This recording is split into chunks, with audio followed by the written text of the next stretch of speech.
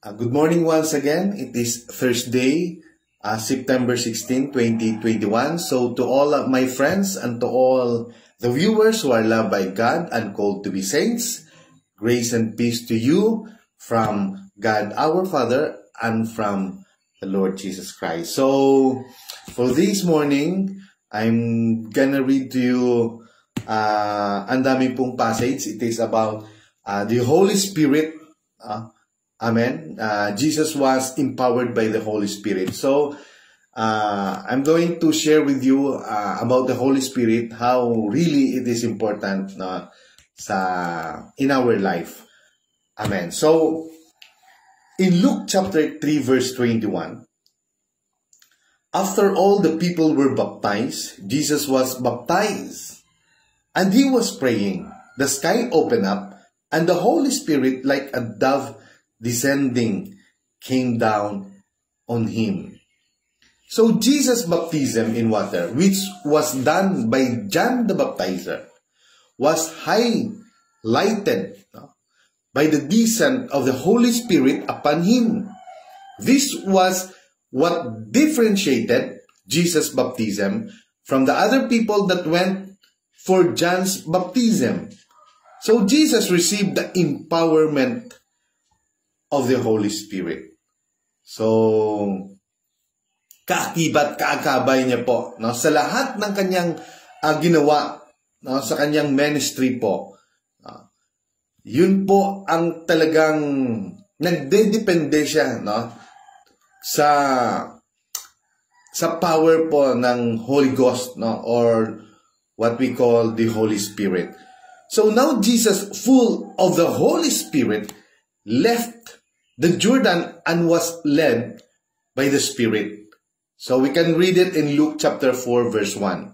So after Jesus gets filled by the Holy Spirit, he is now launched into the ministry. So before po siya gumawa to preach the word and then do all of these things, ministry of healing, miracles, the works of wonders, it is because of the Holy Spirit.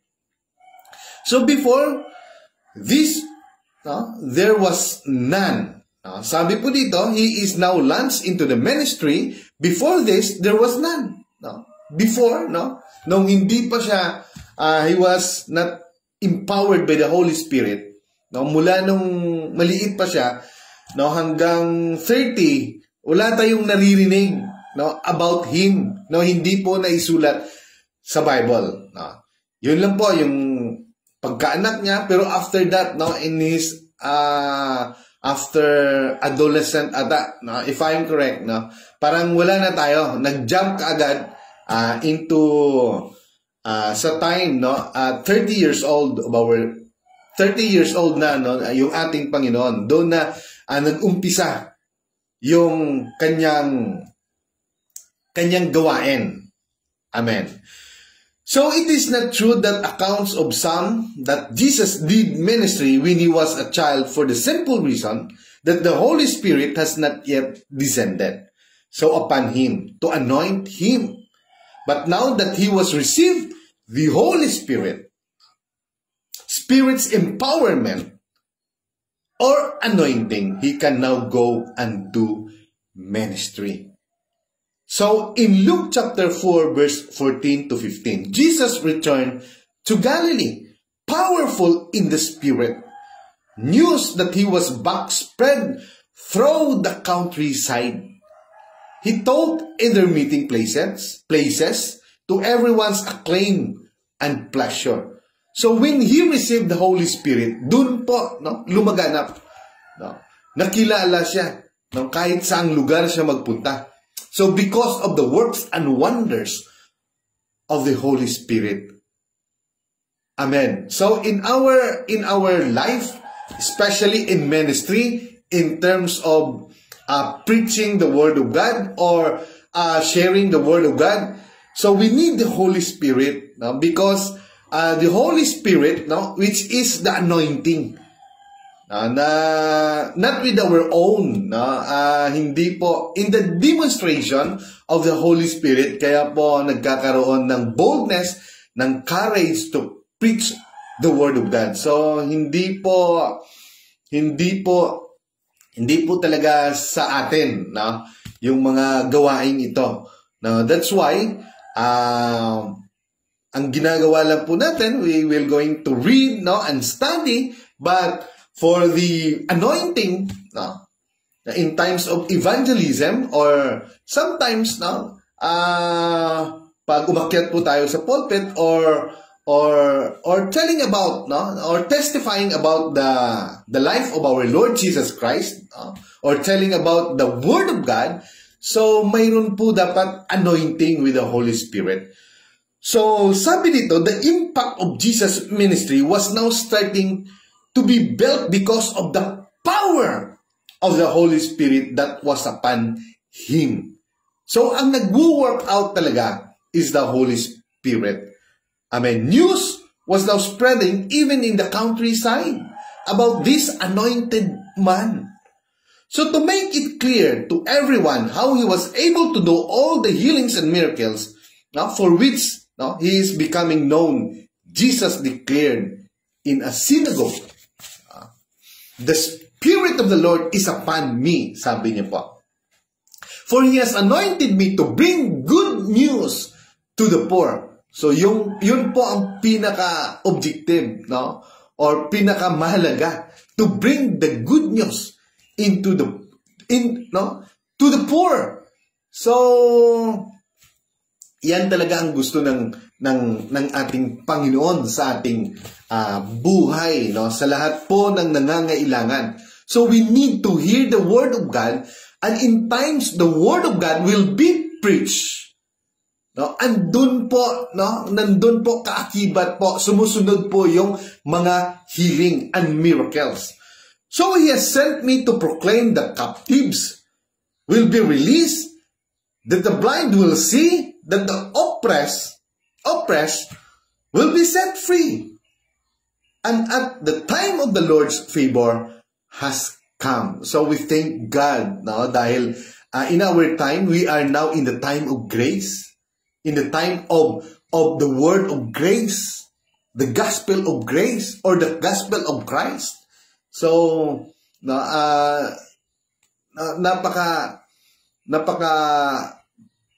napakaganda po yung pabor, no, sa ating panahon, dahil andyan na po lahat ang Word of God. No? At nakikita, so millions of people testifying about their miracles, no? They receive, no, in their lives, in times of distress, in times of sickness, in times of malubhang sakit, no? Nagkakaroon ng healing because of faith, and it is because of when they heard the Word of God. Amen. So there was now no mistaking it, no? Jesus declared in the hearing of the people that it was the anointing. Kaya ito niyan, nagagawa ang lahat na ito. It is because of the anointing or the empowerment of the Holy Spirit that came upon Him. So the Holy Spirit is given credit for all the supernatural manifestation that will take place in the life and ministry of our Lord Jesus Christ. So, ang next po na magagawa ng Holy Spirit, o ano pang ginagawa ng ating Panginoon, Jesus was dependent on the Holy Spirit. So, to sum up the ministry that Jesus had when He walked the earth, no, according to Acts chapter 10, verse 38, no, sabi po dito, to sum up the ministry that Jesus had when He walked the earth. So, ang sabi niya, no, and you know, sabi dito, and you know that God anointed Jesus of Nazareth with the Holy Spirit and with power. Then Jesus went around doing good and healing all who were oppressed by the devil, for God was with Him. Amen. So sa una pa lang, in times na sinabihan po ng angel si Mary, anong sinabi? Na magkakaroon siya ng anak na tatawagin, yung pangalan ay Jesus. Which means, Emmanuel. God is with us. That's why the Spirit of God is now within in our heart, in our life. Amen. So, Jesus fully depended on the power of the Holy Spirit when He did all the signs and the wonders as He walked the earth. Amen. So, yun po ang kailangan din natin sa buhay natin. We need to receive the Holy Spirit. We need to have the empowerment. We should be empowered by the Holy Spirit. And also, kailangan dependent din po tayo sa Holy Spirit because hindi po natin alam kung ano bang mga bagay ahead of us. So, even in this time of new normal, hindi po natin alam. Amen. That's why we need to be empowered by the Holy Spirit. So now, sabi dito, the question posed to us is this: why did Jesus choose to depend on the power of the Holy Spirit? And not just depend on His own divine power. So, now, because Jesus wanted to be our model for doing the ministry of healing, and it can only be made possible if He, just like us, will do all things not as God but as a man. So, bakit niya po? Kaya niya rin mang gawin doon as being with His own divine power, pero bakit po nagdepende siya sa Holy Spirit? Because He wanted, gusto niya po na maging model. Kaya nga dito the explanation na talagang makukuha natin in the Bible before the apostles or even Apostle Paul or even all the ministers na according into the book of Acts, bago sila gumawa ng mga kababalaghan, bago sila gumawa to testify about the good news about the life of our Lord Jesus Christ. Unang-una po, they received the Holy Spirit in the book of Acts chapter 2 in times of Pentecost. Now, when they received the Holy Spirit revealed everything. Lahat po. That's why, sa time po in the Gospel, in Matthew, Luke, sunod ng sunod lang po sila sa ating Panginoon in the time of our Lord Jesus Christ na nagkakaroon po siya ng ministry. Amen. Or teaching about the good news, about the kingdom of our God. Amen. Pero, hindi po nila maintindihan yung mga tao na sunod doon, even the disciples itself. Amen. Pero, when Jesus, after the crucifixion of our Lord Jesus Christ, when they received the Holy Spirit, nung pinako ang Diyos, halos wala doon. Ang nandun lang yung mga babae na talagang nagsusuporta sa ministry ng ating Panginoon.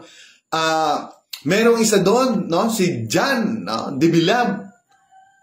But he was there not being, na ibigay niya yung buhay niya sa ating Panginoon, but only just a friend.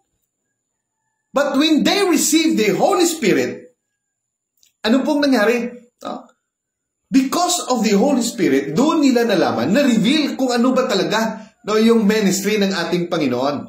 So, nung na-receive na nila, amen, at nakita nila ang works of wonders na ginagamit na sila ng Panginoon, kahit kamatayan, kaya na nilang harapin. Kaya halos lahat ng disciple namatay. Yung si James, I think James was yung pinugutan ng ulo ni King Herod. Paul was also executed. And also Peter, pinako, pabaliktad sa cross. So halos lahat yung iba, hindi maganda yung kanilang dinatan, but because of the Holy Spirit, they become bold and strong and have courage to preach the Word of God, even yung buhay nila ang kapalit.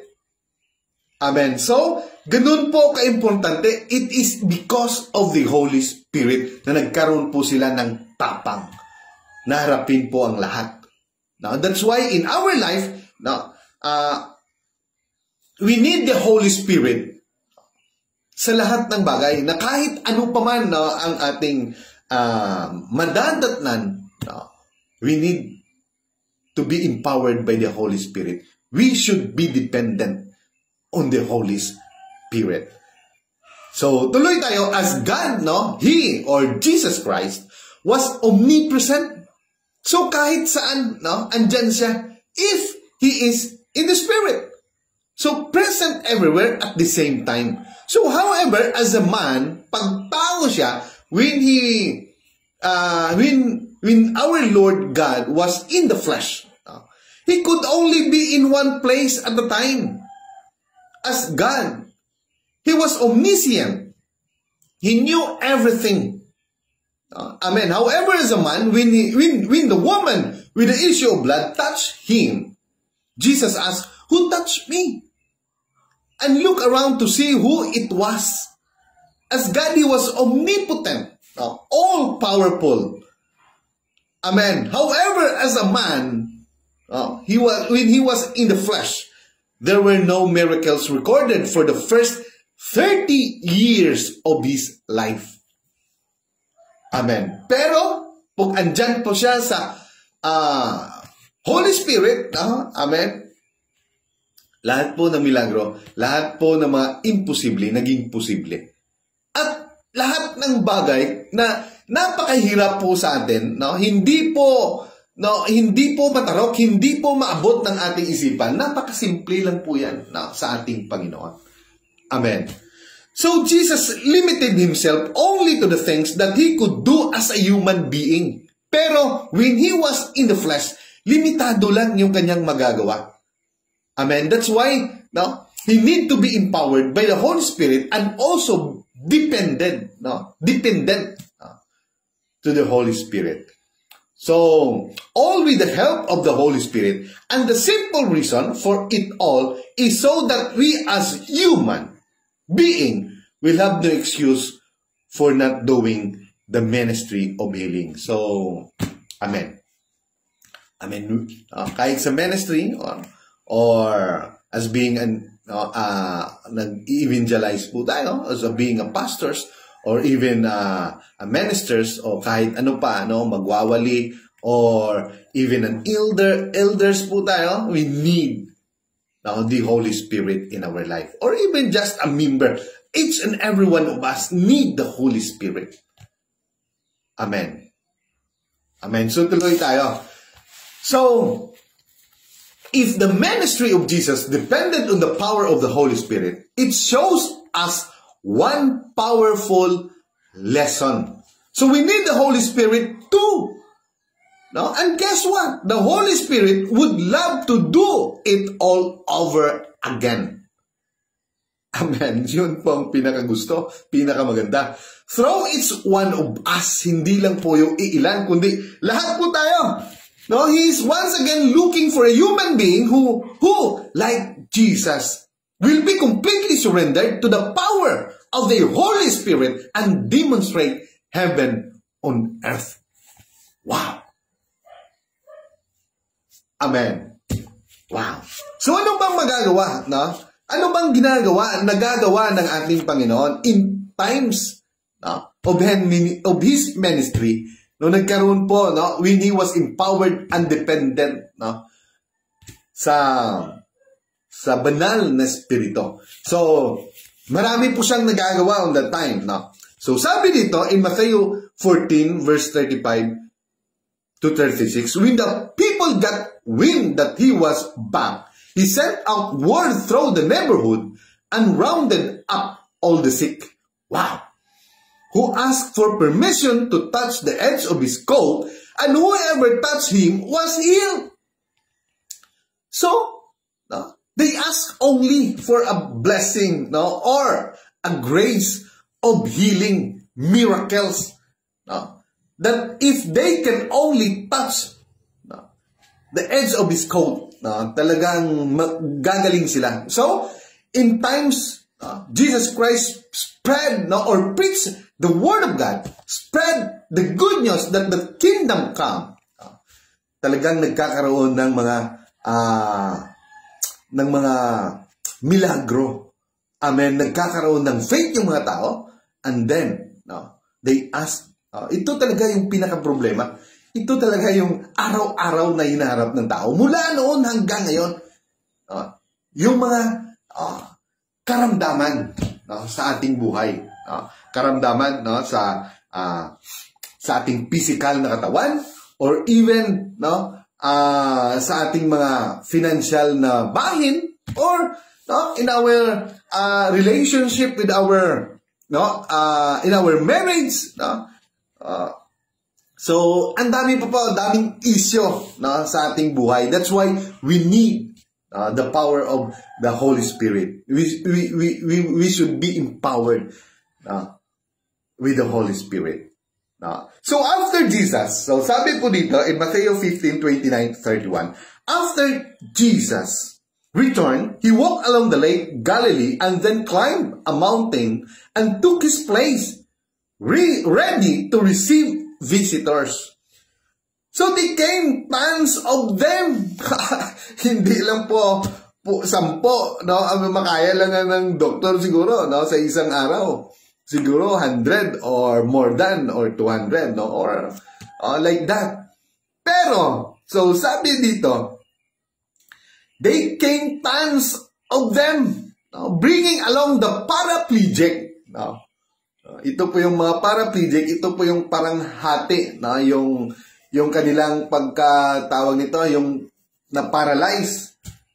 Amen. So the blind, the maimed, and the mute, all sorts of people in need. So, and more or less, threw them down at Jesus' feet to see what he could do with them. He healed them, tons of them.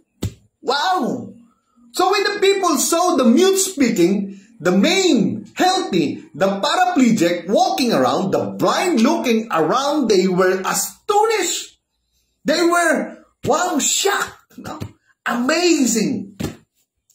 Amen. And let everyone know that God was blazingly alive among them. Wow. So saan po nagpunta ang Diyos? Doon po. He loves the poor people. He loves those who believe in Him. Na talagang nangangailangan sila. Amen. So, sabi ng Diyos, for God so loved the world that whosoever believe in Him shall not perish, but have an everlasting life. So, lahat po ng mga believers, mayroon naman mga poor na hindi naman naniniwala, mayroon naman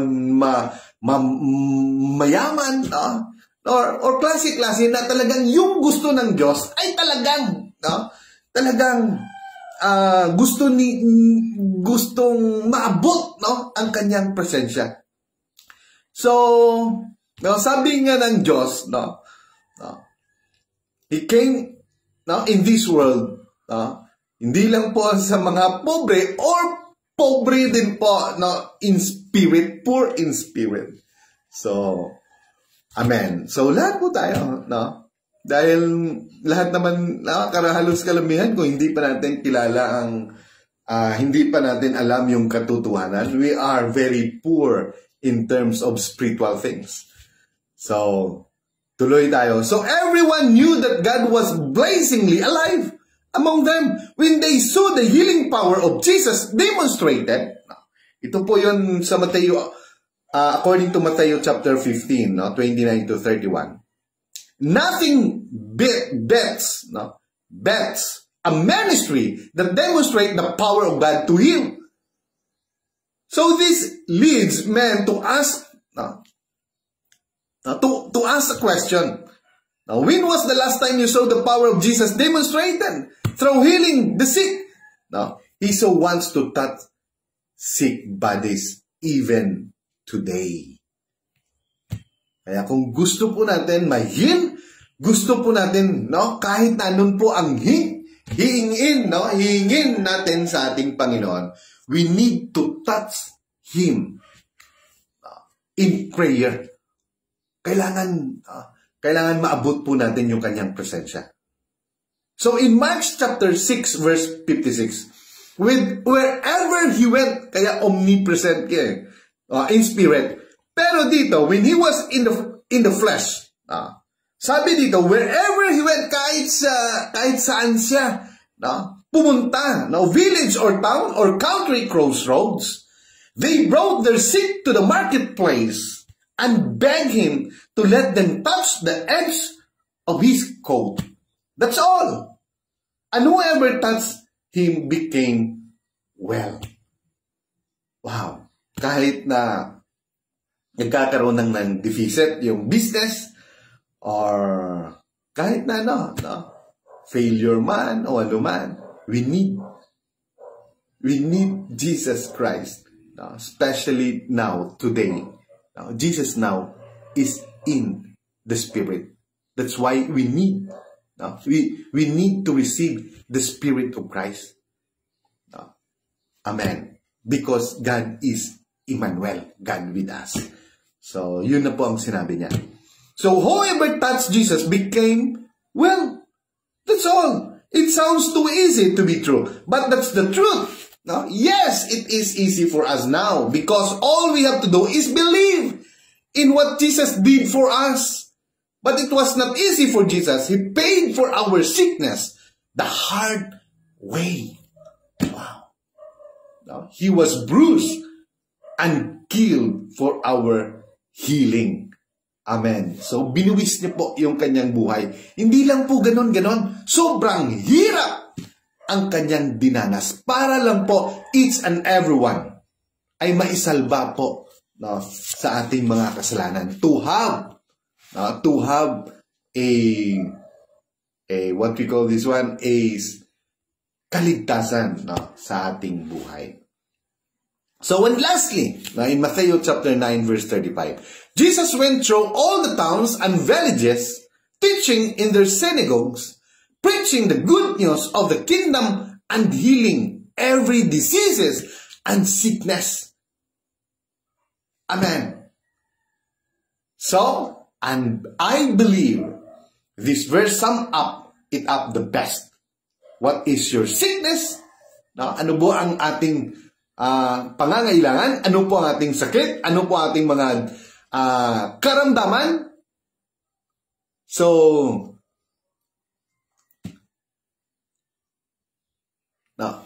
kung ano man po ang ating karamdaman, remember this, Jesus can handle it. Trust in Him, believe in Him, and love Him. Amen. So don't be worried. Sabi ng Diyos, if you love me, obey my commands.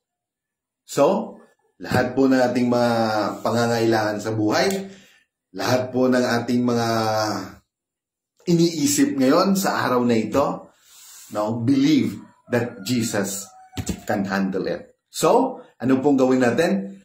All our worry, our problem, cast it. Ibigay na po natin. Surrender it into His hands. Amen.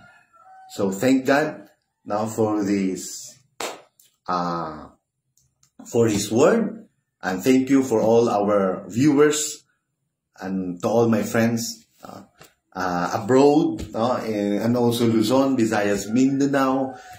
Sa lahat po sa inyo, maraming salamat po. And I thank God for all His words. Amen. And to all His grace and also the blessing and favor. And also, I thank God also for He opened doors of opportunity sa aking buhay. So, maraming nagpapasalamat talaga ako ng lubos, at most especially to our Lord Jesus Christ, who give us new perspective and also vision and also this kind of ministry. So, we thank God for all the support of the United Pentecostal Church in Baguio, to all the men and also the LM, the youth, and all my friends in Facebook, and all the people out there, and also to all my classmates, the batch, yung batch 93, and also my batch 94. Maraming salamat din po sa inyo, and to all my friends here in Pigcawayan, sa lahat po ng mga relatives ko po, Nicor, Danoy, Balufeños, Biligas, Banilaw, Barreto, so Samiliano, maraming salamat, and also Sarmiento, si Sir Sarmiento. So good morning po, sir. At maraming salamat po sa lahat ng mga kababayan natin, I thank God for all the favor and for all the blessing, and I always pray that His blessing, good health, and also long life with so many good days, be upon you, and also His blessing and favor be upon you throughout this day. So God bless everyone. Happy Thursday morning, in Jesus' name, amen. So, amen. Now, so may the grace of the Lord Jesus Christ and Christ be with your spirit. Now, amen. So God bless and good morning once again.